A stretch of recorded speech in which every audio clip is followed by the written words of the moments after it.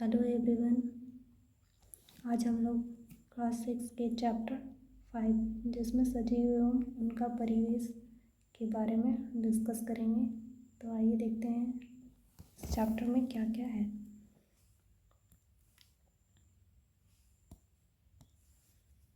प्रजनन। प्रजनन अपने समान जीव या फिर संतति का उत्पन्न करना ही प्रजनन कहलाता है। अपने समान जीवों या फिर संतति उत्पन्न करने की जो प्रक्रिया है उसी को हम प्रजनन कहते हैं। पौधों में जनन की एक विधि यह भी है कि पौधों का ही एक भाग नए पौधे को जन्म देता है, जिसे कायिक विधि कहते हैं या फिर कलम विधि कहते हैं। जैसे कि हम लोग रोज़ गुलाब का पौधा को देखते हैं, उसके जो ब्रांच होते हैं, ये शाखाएँ होते हैं, उसी को हम लोग काट करके और नया पौधा उगाते हैं। इसी को हम लोग बोलते हैं कायिक प्रवर्धन या फिर कलम विधि। मानसिक व शारीरिक रूप से विकसित या फिर परिवर्तित होना ही वृद्धि कहलाता है। मानसिक रूप से भी और शारीरिक रूप से भी विकसित होना ही वृद्धि कहलाता है। ऐसा नहीं कि केवल शारीरिक रूप से आपका ग्रोथ हो रहा है और फिर मानसिक रूप से हो ही नहीं रहा है, तो उसको हम वृद्धि नहीं कह सकते हैं। फिर वो हो गया एक डायरेक्शन में ही वृद्धि करना, यूनि डायरेक्शन नहीं हो जाएगा, ये फिर आपका मल्टी डायरेक्शनल नहीं हो जाएगा। ये फिर आपके अगर शारीरिक ग्रोथ हो रहा है और मेंटल ग्रोथ नहीं हो रहा है तो फिर उसको यूनि डायरेक्शनल ग्रोथ कहते हैं। सजीवों में श्वसन। गेहूं की बोरी अनाज की बोरी में उत्पन्न ऊष्मा बीजों के श्वसन के कारण हुई है। जैसे कि आपको कोई भी बोरा वगैरह में अनाज जैसे गेहूँ हो गया, चावल हो गया, ये सब अगर रखा हुआ है तो उसमें अगर आप हाथ डाल के देखेंगे तो गर्म महसूस होगा। तो वो इसलिए होता है क्योंकि वो बीज जो है वो ऑक्सीजन रिलीज़ करते हैं, श्वसन करते हैं, तो ऑक्सीजन रिलीज़ होता है। या फिर साथ में ऑक्सीजन के साथ साथ कार्बन डाइऑक्साइड, क्योंकि हम जानते हैं कि श्वसन के दौरान कार्बन डाइऑक्साइड और एनर्जी भी उत्पन्न होता है, तो उसी के कारण ये गर्म महसूस होता है। तो उसके श्वसन के कारण, बीजों के श्वसन के कारण ही उत्पन्न होता है। सजीव वायुमंडल से ऑक्सीजन लेते हैं और कार्बन डाइऑक्साइड छोड़ते हैं, जिसे श्वसन कहा जाता है। सजीव जैसे कि कोई भी ह्यूमन बीइंग या फिर पेड़ पौधे जो भी हैं, जितने भी लिविंग ऑर्गेनिज्म हैं, वो सारे के सारे वायुमंडल से ही ऑक्सीजन लेते हैं और श्वसन की क्रिया करते हैं और साथ में कार्बन डाइऑक्साइड छोड़ते हैं। पेड़ पौधे मुख्यतः पत्तियों द्वारा श्वसन करते हैं तथा इनकी जड़ें व तना के द्वारा भी श्वसन होता है। मतलब पेड़ पौधे में कहा जा रहा है कि पेड़ पौधे श्वसन केवल पत्तियों के द्वारा, पत्तियों से तो करते ही करते हैं, लेकिन जड़ और तना के द्वारा भी करते हैं। पेड़ पौधे प्रकाश संश्लेषण क्रिया में ऑक्सीजन मुक्त करते हैं। ये जब प्रकाश संश्लेषण का क्रिया करते हैं पेड़ पौधे, फोटोसिंथेसिस, तो उसी दौरान ये स्टार्च का मंड का निर्माण के साथ साथ ऑक्सीजन का भी निर्माण करते हैं। सजीवों को अपने अस्तित्व और वृद्धि के लिए ऊर्जा की आवश्यकता होती है, जो उन्हें भोजन से प्राप्त होती है, जो पोषण कहलाता है। किसी भी ग्रोथ के लिए या फिर मेंटल डेवलपमेंट हो या फिर आपका फिजिकल डेवलपमेंट हो, इसके लिए ऊर्जा की आवश्यकता होती है। और ये ऊर्जा कहाँ से मिलता है? तो भोजन से। और भोजन से कैसे? तो ये भोजन का श्वसन के द्वारा ऑक्सीडेशन होता है, तब जाके हमको एनर्जी मिलता है। तो भोजन से ही जो पोषण भोजन से प्राप्त होता है, ऊर्जा जो मिलता है भोजन से प्राप्त होता है, जो पोषण कहलाता है। लाजवंती स्पर्श के प्रति संवेदनशील है। ये लाजवंती छुई मुई को बोला जा रहा है यहाँ पे। लाजवंती उसी का नाम है, छुई मुई का ही नाम है, जो एनसीईआरटी में लाजवंती के नाम से दिया गया है। तो ये किस लिए फेमस है? तो संवेदनशील, इसको टच मी नॉट प्लांट भी कहते हैं। इसको टच कीजिएगा तो वो सिकुड़ने लगेगा, तो मतलब कि स्पर्श टच के संवेदनशील है ये। परिवर्तन के प्रति हमारी अनुक्रिया होती है। इन परिवर्तनों को उद्दीपन या स्टिमुलस कहते हैं। कोई भी परिवर्तन होता है, कोई भी परिवर्तन कब होता है? जब उसके विपरीत कोई भी प्रतिक्रिया किया जाता है, तो कोई भी चीज़ में परिवर्तन होता है। तो जो अनुक्रिया होता है, जो क्रिया किया जाता है, उसी को उद्दीपन कहते हैं।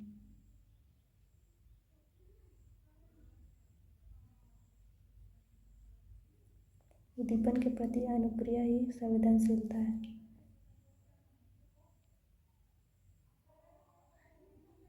जैसे कि कोई हमको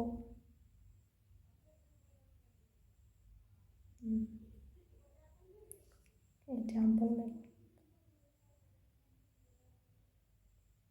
जैसे कि ये छुई का ही देख लीजिए, आप उसको टच करते हैं तो वो एक तरह से उसके लिए उद्दीपन हो गया, और वो अनुक्रिया में क्या करता है, वो अपने पतियों को सिकुड़ता है। तो ये जो सिकुड़न होता है, उसी को संवेदनशीलता कहते हैं, क्योंकि वो संवेदन, उसको पतियों के द्वारा संवेदन मिल रहा है कि कोई मतलब टच किया है या फिर कुछ भी उसको स्टिमुलस मिल जाता है कि वो किसी चीज़ से आहत है, तो जाके उसी को संवेदनशीलता कहते हैं। सजीवों में उत्सर्जन, हानिकारक अपशिष्ट पदार्थों को शरीर के बाहर निकालने की प्रक्रिया को उत्सर्जन या एक्सक्रीशन कहते हैं। कोई भी अनावश्यक पदार्थ जो हमारे किसी भी लिविंग ऑर्गेनिज्म के अंदर जो है, उस वेस्ट पदार्थ को निकालने की जो प्रक्रिया है, उसी को एक्सक्रीशन या फिर उत्सर्जन कहते हैं। जैसे मल मूत्र, पसीना, CO2 आदि। गोंद, रबर, रोल, रेजिन आदि पादप अपशिष्ट या फिर हानिकारक उत्सर्जित पदार्थ है जो पौधों के लिए हानिकारक है परंतु हमारे लिए उपयोगी है। जैसे कि गोंद हो गया, रबड़ हो गया, रोल या फिर रेजिन, रोल को ही रेजिन कहते हैं। ये सब पेड़ पौधों के लिए हानिकारक है, जो वो उस चीज़ को उत्सर्जित कर देते हैं, और वही चीज़ हमारे लिए उपयोगी है। परिवेश, सराउंडिंग, पौधे तथा जंतु जिस प्राकृतिक वातावरण में रहते हैं और अपना जीवन व्यतीत करते हैं, वह वातावरण उस जीव का परिवेश कहलाता है। जैसे कि हम लोग जिस वातावरण में रहते हैं, खाने के लिए मिलता है, तो जिस वातावरण में हम लोग रहते हैं, उसी वातावरण को परिवेश कहते हैं। आवास या फिर वासस्थान, हैबिटेट, वह स्थान जहाँ से किसी सजीव को पर्याप्त भोजन, सुरक्षा तथा प्रजनन के अनुकूल दशाएं उपलब्ध होती है, उस जीव का आवास या फिर वासस्थान हैबिटेट कहलाता है। और यहाँ पे साफ साफ लिखा गया है कि आवास परिवेश का ही एक भाग है।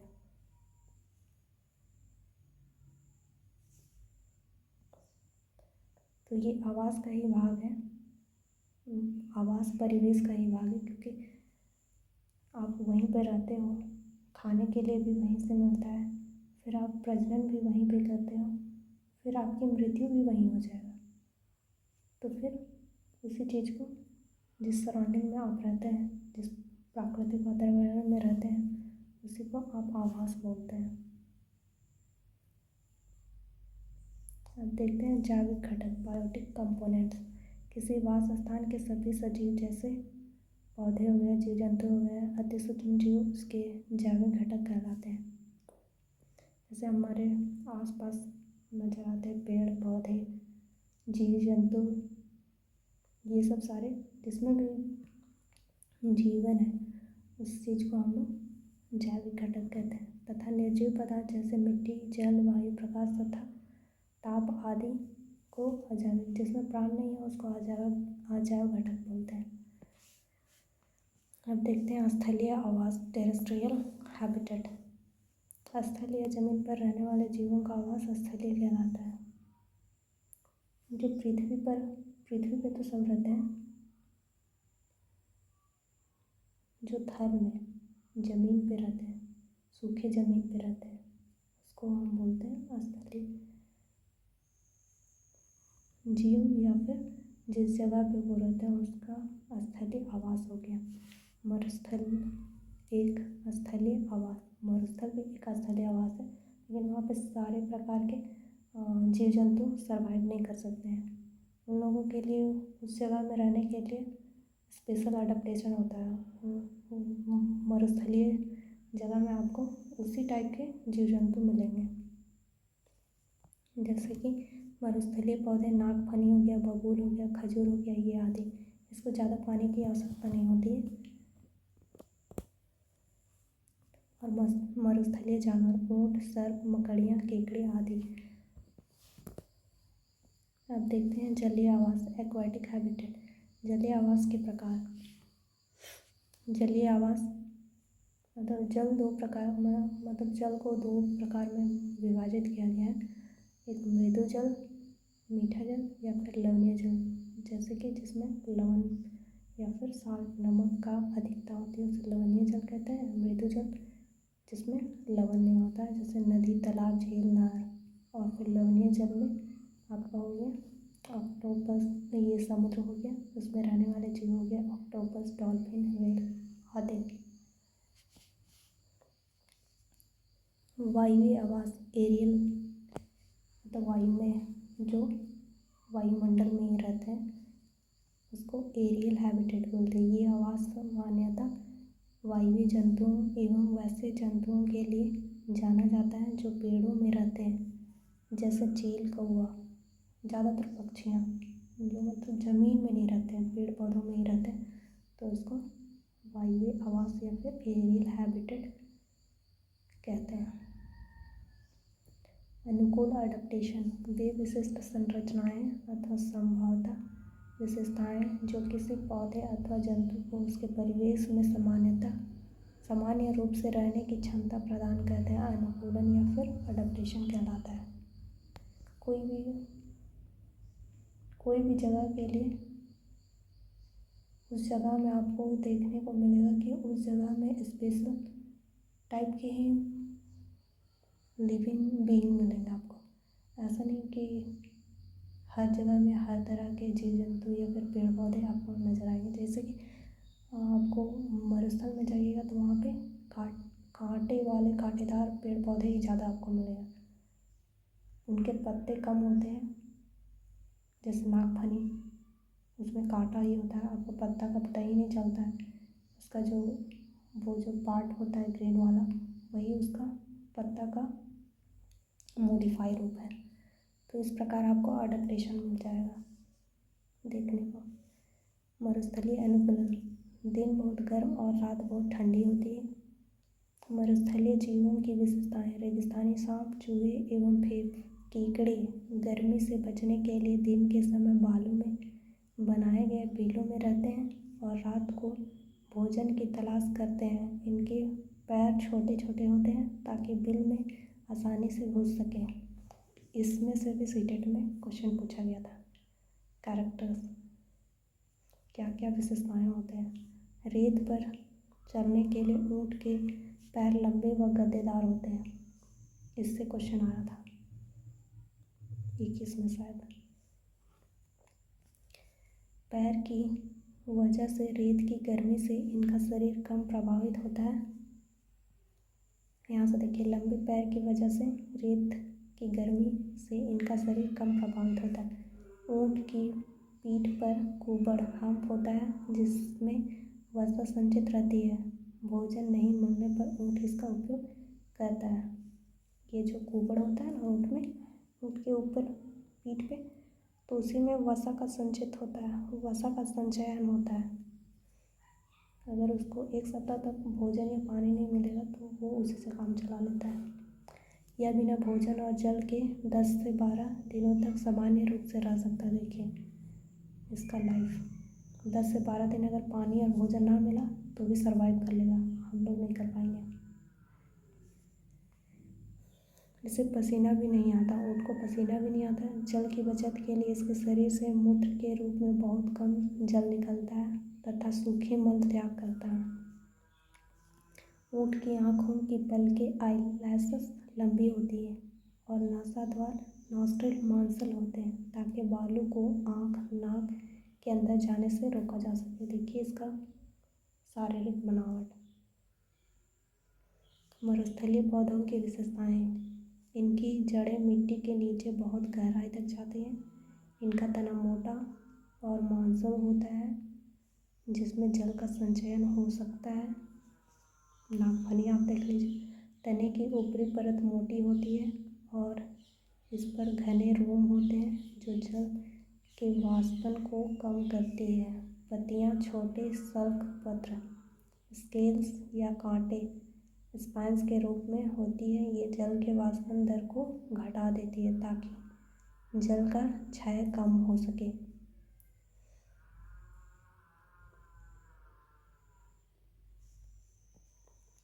आगे देखते हैं पर्वतीय अनुकूलन। पहाड़ी क्षेत्र के वृक्ष शंकुकार होते हैं, शंकु के टाइप में होते हैं ताकि कुछ वृक्षों की पत्तियां सुई की तरह पतली होती है ताकि वर्षा का पानी या बर्फ इन पर जमा ना हो सके। पर्वतीय क्षेत्र का विशेष एडेप्टेशन होता है पेड़ पौधों में।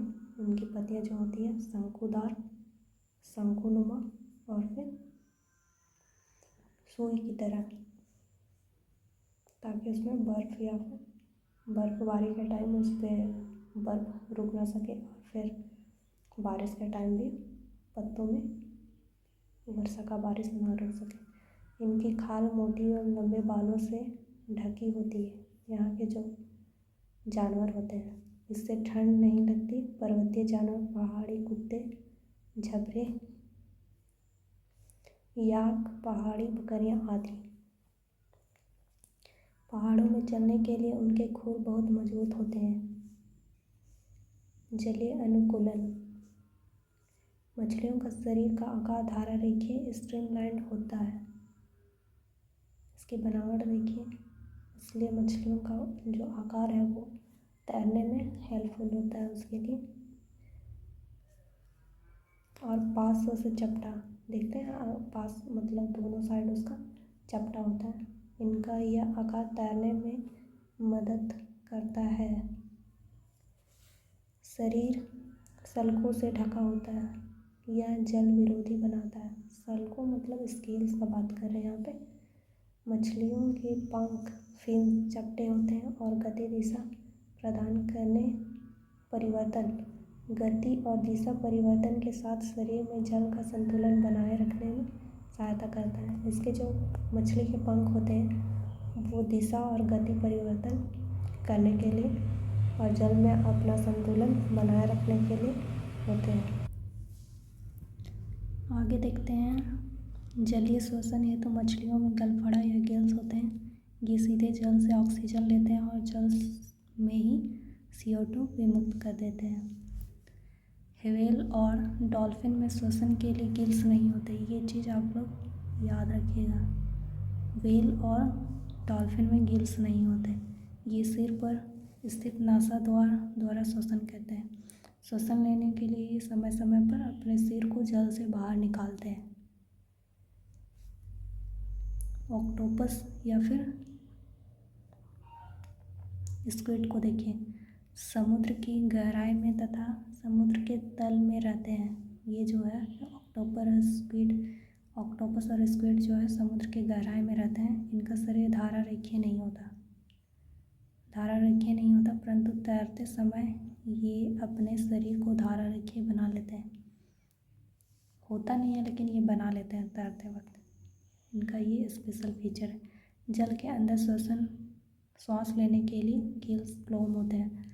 ऑक्टोपस और स्क्विड में श्वसन के लिए गिल्स होते हैं। उभयचर जीव, उभयचर मतलब कि जो स्थल और जल में दोनों में रह सकते हैं उसी को उभयचर बोलते हैं। जैसे मेंढक हो गया, बत्तख हो गया, इनके शरीर की रचना दोनों स्थल एवं जल के लिए अनुकूलित होती है। मेंढक का पिछला पैर लंबा तथा मजबूत होता है जिससे ये छलांग लगा सके। पिछले पैर झिल्ली युक्त होते हैं जिनसे तैरने में सहायता मिलती है। बत्तख के पैर भी झिल्ली युक्त होता है।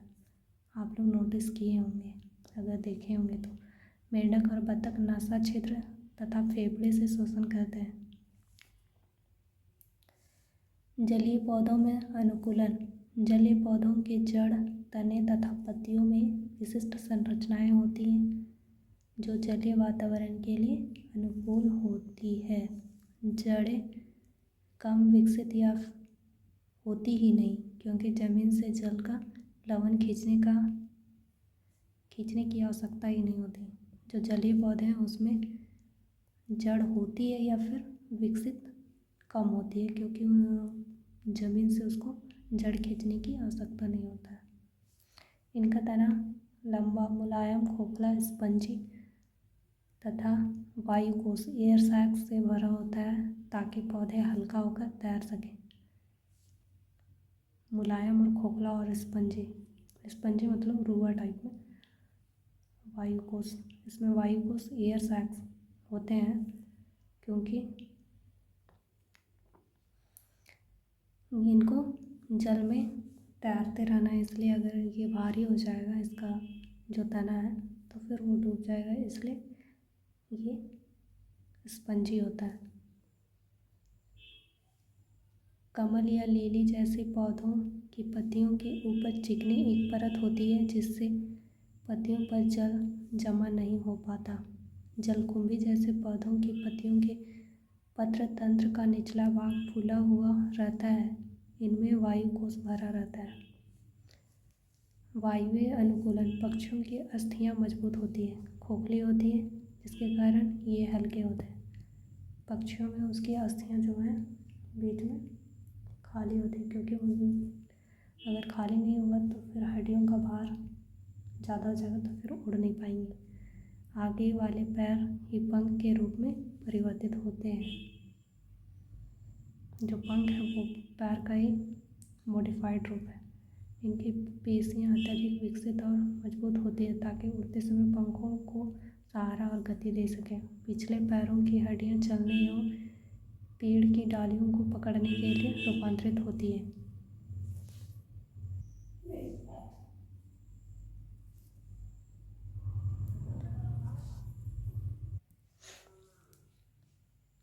पक्षियों के जो पैर होते हैं, पैरों की हड्डियाँ होती हैं चलने और पेड़ की डालियों को पकड़ने के लिए रूपांतरित होती है। पक्षियों को अधिक ऑक्सीजन की जरूरत होती है, इसके लिए शरीर में वायुकोश होती है जिसको एयर सैक कहते हैं।